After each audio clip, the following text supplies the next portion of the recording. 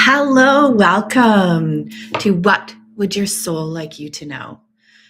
This is where I take time to pull cards for the questions that come in and just get intuitive messages that I have from my spirit team. It's that beautiful time just to really focus and connect.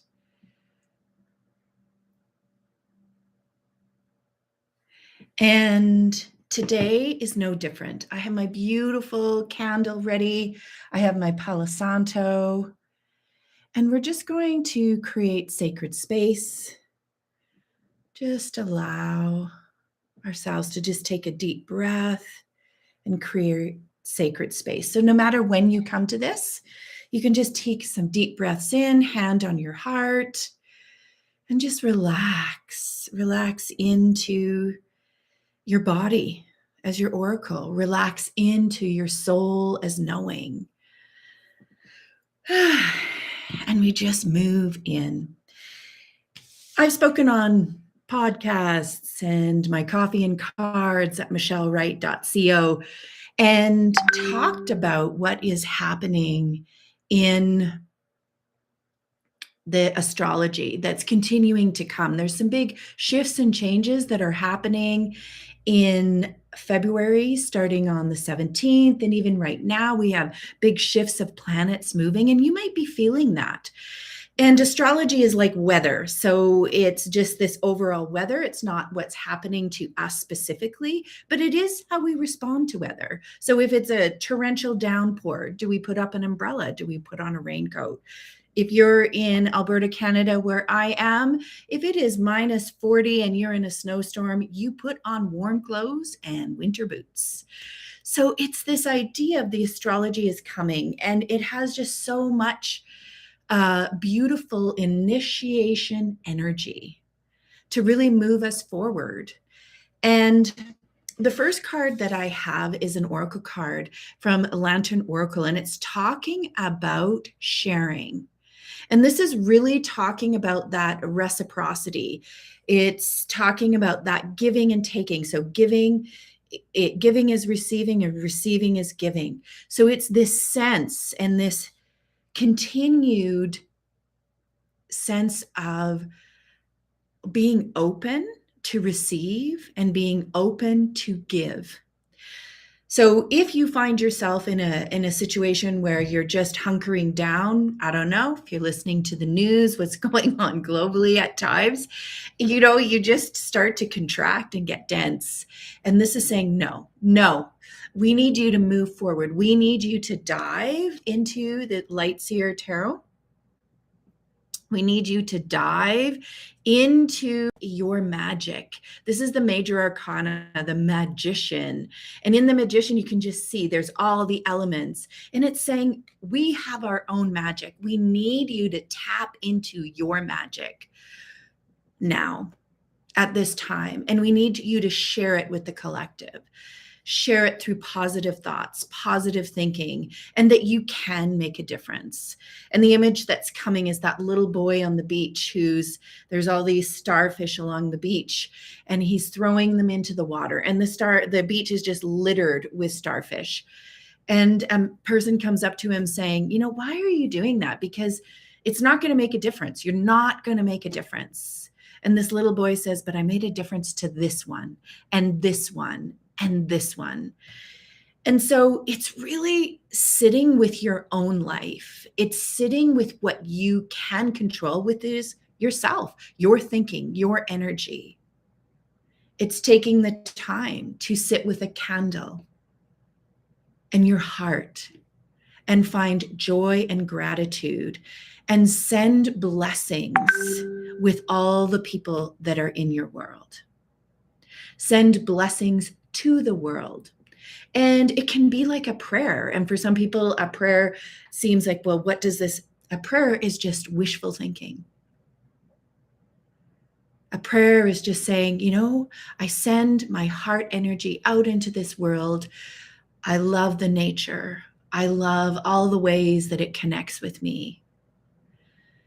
And I just pour out peace and love for the people I understand and for the people I don't understand. And I'm just going to continue to be a conduit. And it's moving that energy to what are you initiating in your life then this year, that for the positive, the good, that you're continuing to release, moving into this positive energy. Then we have the Eight of Pentacles. The Eight of Pentacles is in reverse. Once again, every card reader reads reverse differently. I read reversals as, is the energy coming in? Is the energy going out? Is it a block? And I see this energy as coming in, or it might be a block for you. So this is where you have to use your own body as an oracle. The Eight of Pentacles is about, you can see she's at her work desk. It's about digging in and doing the work. And it's coming in, meaning as things shake up and things get a bit wonky and challenging, you need to know where you're going. You need to have a destination in mind and not be this pinball that's just responding to fate. You're creating destiny in your life. What is it you want for yourself? And you can think of yourself like a wheel. There's a wheel of life that I will do for a self-assessment. And, think of myself mentally. Are there things I want to learn? Physically? Do I want to move my body more? Spiritually? Is there something I'm interested in growing in my spirituality, learning more about? Maybe cards, astrology, human design. I'm not sure. And think of yourself mentally. How are you mentally?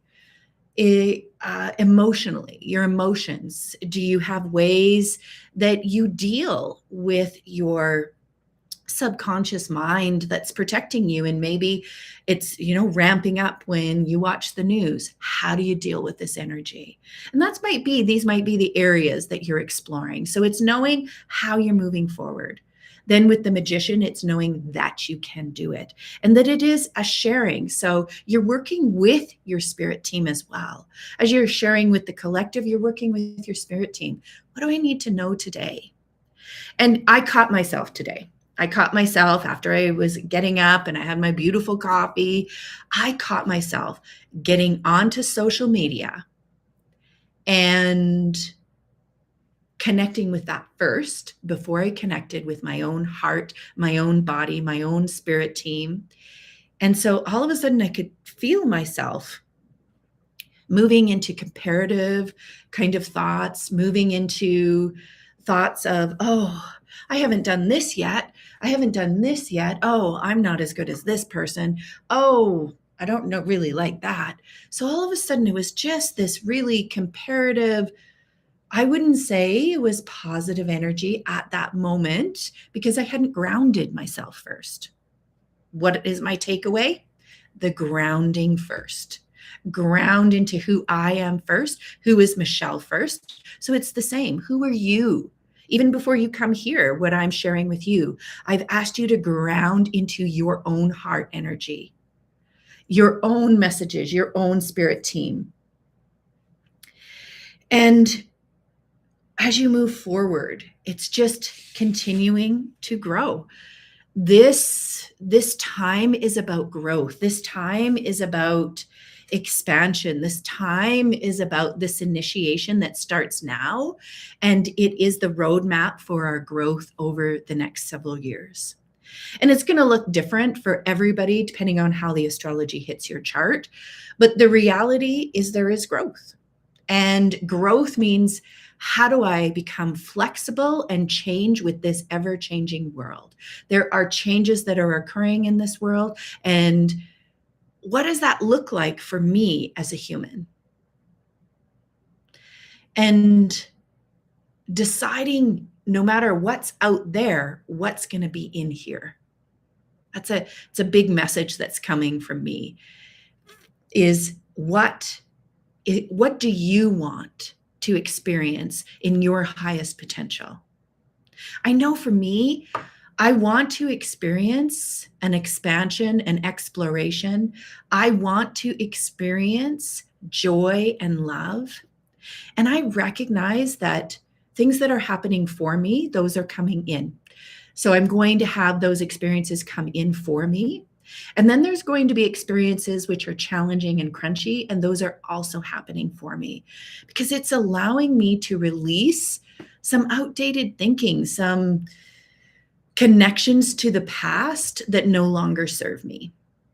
And sometimes we just get in a pattern of thinking, a pattern of responding. And I know that's also what is happening at this time as I'm creating who I want to be in this magician, the first part of this hero's journey. What is it that I want? And to stay focused to that and the energy of that and that version of Michelle that is in there, that energetic version of me. Feeling confident, feeling whole, feeling connected to this earth and the people, feeling connected to my spirit team, feeling connected to you, knowing that I do this in service to everyone who watches.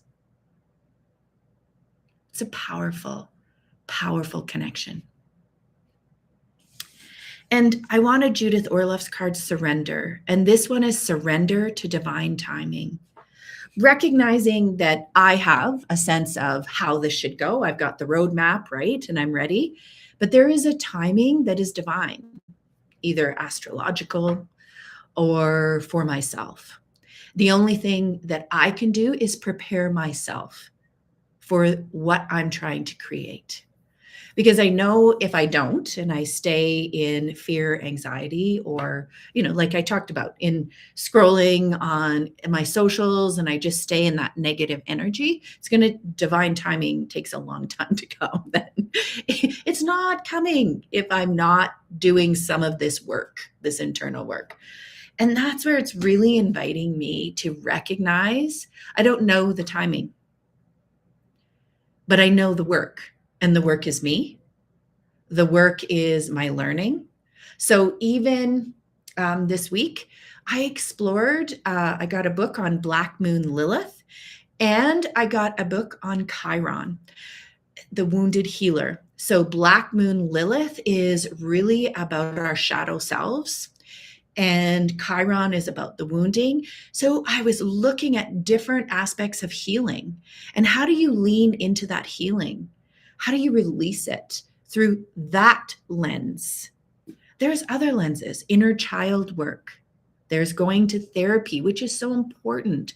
There's looking at your cards and journaling and connecting with yourself.